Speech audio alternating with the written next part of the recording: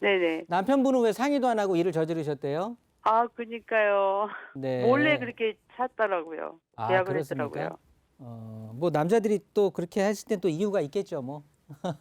용산에 이제 나중에 네. 올라간다고. 네, 좋습니다. 일단 일산 거 한번 먼저 볼게요. 네. 네, 백송마을의 우성 아파트인데 네네. 얘네들 최근에 많이 올랐어요. 네. 한 1억 정도 오른 것 네, 같아요. 네. 1억 정도 올랐잖아요. 네. 1억 정도 올랐는데 지금 네. 이제 집을 사셨단 말이죠. 어찌됐든 뭐 지금 일단 일은 저질러진 거예요. 네. 일단 용산에 주택을 하나 매수를 하신 거예요. 네. 요게 잔금이 언제죠? 6월 16일이요. 2021년 6월이에요. 네. 그러면 여기에는 입주하실 수는 있으세요? 네, 입주도 괜찮고 어, 아니면 1년 더 내년까지 네. 원래 만기가 올해 3월인데 세입자가 나간다 그랬대요. 네. 그런데 우리가 지금 이 집을 팔고 가야 될지 가져가야 될지 모르니까 1년 더 살으라 그랬거든요. 네. 그래서 2022년 3월 달까지는 그분이 살 수 있어요. 네. 그러면 우리는 1년 안에 입주를 할 수가 있다라는 조건이에요. 그죠? 네네네. 네, 좋습니다. 그러면 네. 그러시면 크게 네. 고민하지 마시고 네. 비과세 혜택 보시는 게 100번 맞아요. 아, 그럴까요? 네, 네. 왜냐하면 지금 상황이 여기 이 백석동이라든가 백석마을 우리 주택 주변으로 해서 상당히 지금 분위기가 좋거든요. 제가 지난번에 방송 봤는데 네. 이사님께서 우성 아파트 여기 네. 23년까지 가져가라고 네, 네. 그때 이제 그런데 집주인 가져가면 좋은데 네. 지금 어쨌든 저질렀잖아요. 네네. 그러면 비과세 이제는 딴 거 볼 거 없이 비과세를 봐야 된다라는 거예요. 아, 왜냐하면 더 올라도 그 비과세만큼은 안 될까요? 당연하죠. 보세요. 1억 정도 상승했다라고 치자고요. 네. 그러면 내가 2022년까지 뭐 조금 더 가지고 있다라고 치자고요. 그러면 분명히 오를 거예요. 오를 아파트니까.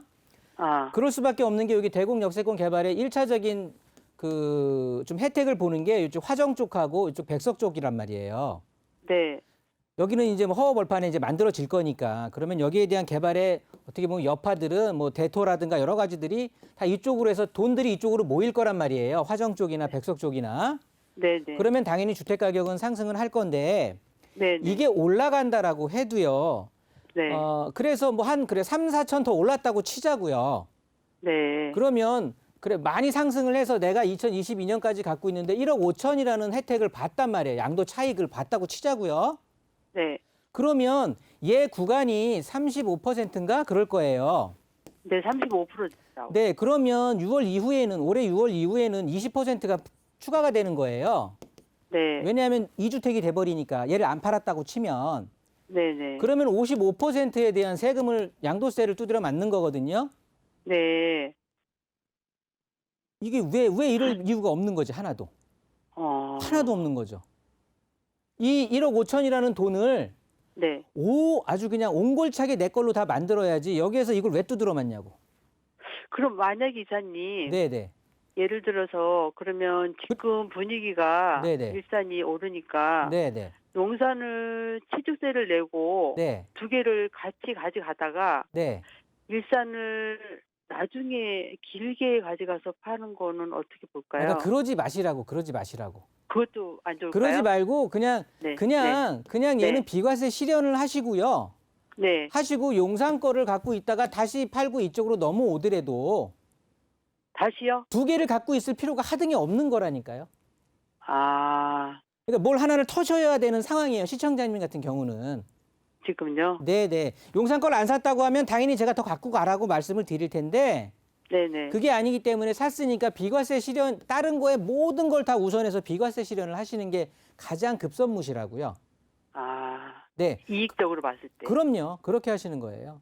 그리고 아, 추가로 네, 지금 1억 이상이 올랐잖아요. 네. 앞으로 갖고 있는다고 해도 1억 정도가 오르기는 쉽지가 않아요. 아, 그래서 그래요? 제가 아까 3천에서 한 5천 정도 더 상승 여력을 보는 거예요. 아, 그런데 그럼, 근데 네. 이거를 비과세로 다 실현할 수가 있는 거잖아요. 네네네. 그런데 앞으로 오를 게 우리 지금 오른 거에 한 반 정도 보면 5천 정도 오른다는 건데 이것 때문에 이 추가로 오르는 것 때문에 안 내도 될 세금 55%를 두드려 맞는 거면 그 의미가 없다라는 거거든요. 아, 취득세는 네네. 취득세대로 비싸게 내버리는 거고 아, 그러니까 그러지 마시라고 하는 거고요. 그냥 이건 비과세 그러면 실현하는 게 이사님, 방법인 거고요. 네네. 추후에 이사님 추후에 네. 다시 일산 들어오고 싶으면 그때 다시 전화 주시면 돼요. 아, 그 이태원은 위치를 한번 좀 봐주시면 이태원 어떨까요? 동이라는 게요. 네. 실제 지금 구역 지정이 되고 재개발 이런 게 지정이 되는 곳은 아니에요. 네네네. 그런데 이제 용산의 가치 자체가 좀 전에 말씀드렸듯이 용산 자체의 가치가 올라갈 거거든요. 네. 그러면 이태원도 굉장히 그쪽 지역이 골목골목 있기 때문에 노후도는 굉장히 그러니까 맞춰져 있는 상황이에요. 네네. 그러면 어떤 방식으로 공공이 거주민의 저층 노후주택지이기 때문에 거주하시는 분들 일단은 10%만 동의하면 공공으로 신청을 할 수는 있거든요. 네네. 그렇게 된다라고 해서 물론 또 거기에 또 1년 안에 또 네. 3분의 2가 동의해야 되는 조건은 붙지만 일단 그렇게 신청을 하면서 어떻게 보면 재개발 움직임이 좀 생긴다 이렇게 하면 네. 또 나아질 수도 있을 거예요. 아, 그럼 거기도 2년 있다가 실거주하고 이 비과세에서 팔고 또 다른 서울 쪽으로 옮기라 이렇게 그렇게 얘기하시는 하셔도 거. 방법이에요, 그것도. 그러니까 아, 그거 지금으로선 그게 제일 좋은 방법이에요. 아, 지금요? 네, 이렇게 아, 네. 정리하겠습니다.